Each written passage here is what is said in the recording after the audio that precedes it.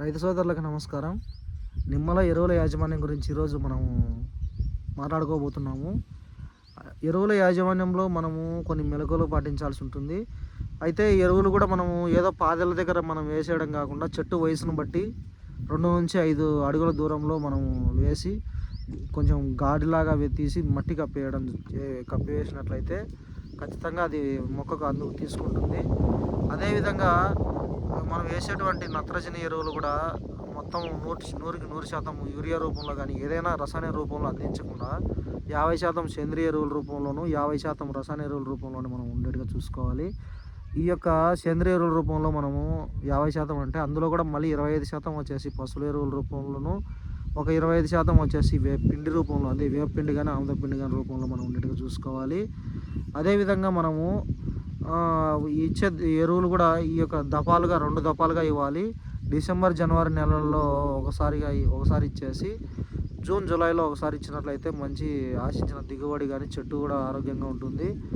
ఈ యొక్క పొటాష్ ఎరువులు కూడా మనము 2 దఫాలుగా సమపాలలో ఇవ్వాలి. ఇచ్చే ఎరువులు ఏవైనా కానీ సూటి ఎరువుల రూపంలోనే మనం మొక్కకు అందించాల్సి ఉంటుంది. కాంప్లెక్స్ ఎరువుల రూపంలో కూడా కాంప్లెక్స్ ఎరువుల రూపంలో మనం ఇవ్వకుండా ఉండేది మంచిది.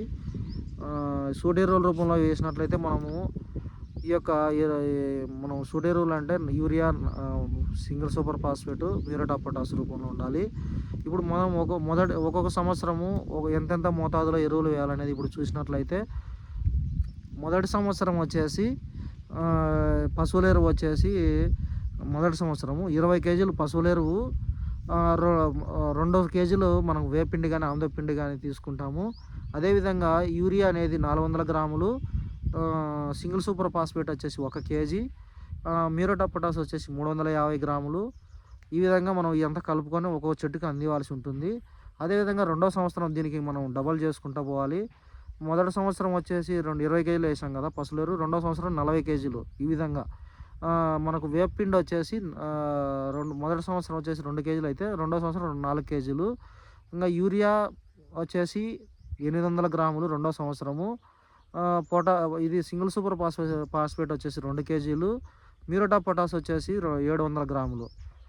ఈ విధంగా మనం ఇంకా 3వ సంవత్సరం వచ్చేసి పశువుల ఎరువు 60 కేజీలు, వేపపిండి వచ్చేసి 6 కేజీలు, 1200 గ్రాములు వచ్చేసి యూరియా, 3 కేజీలు వచ్చేసి సింగిల్ సూపర్ ఫాస్ఫేటు, 1 కేజీ వచ్చేసి మ్యూరేట్ ఆఫ్ పొటాష్. ఇవన్నీ కలిపి మనం ఒక్కో చెట్టుకి ఇవ్వాల్సి ఉంటుంది 3వ సంవత్సరంలో. 4వ సంవత్సరం అయితే 80 కేజీల పశువుల ఎరువు, 8 కేజీల పిండి, అది ఆముద పిండి కావచ్చు, వేపపిండి కావచ్చు, 1600 గ్రాములు యూరియా, 4 కేజీల సింగిల్ సూపర్ ఫాస్ఫేటు, 1500 గ్రాములు మ్యూరేట్ ఆఫ్ పొటాష్. ఈ విధంగా ఎరువులు కలుపుకొని మనం చెట్టుకు అందివ్వాల్సి ఉంటుంది.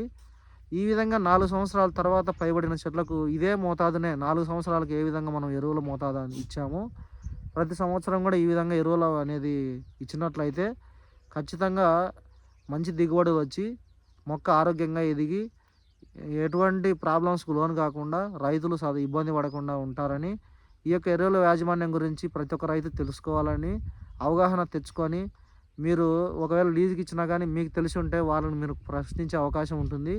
ఫస్ట్ మనం ఏ పంటలు సాగు చేస్తున్నామో వాటి గురించి ప్రతి ఒక్క విషయాన్ని సమగ్రంగా మనం తెలుసుకోవాలని, ఈ యొక్క విషయాన్ని ప్రతి ఒక్కరికి షేర్ చేసి అందరూ కూడా ఈ విషయంలో అవగాహన పెంచుకోవాలని కోరుతూ ప్రతి ఒక్కరికి పేరున ధన్యవాదాలు తెలియజేస్తున్నాను. Thank you.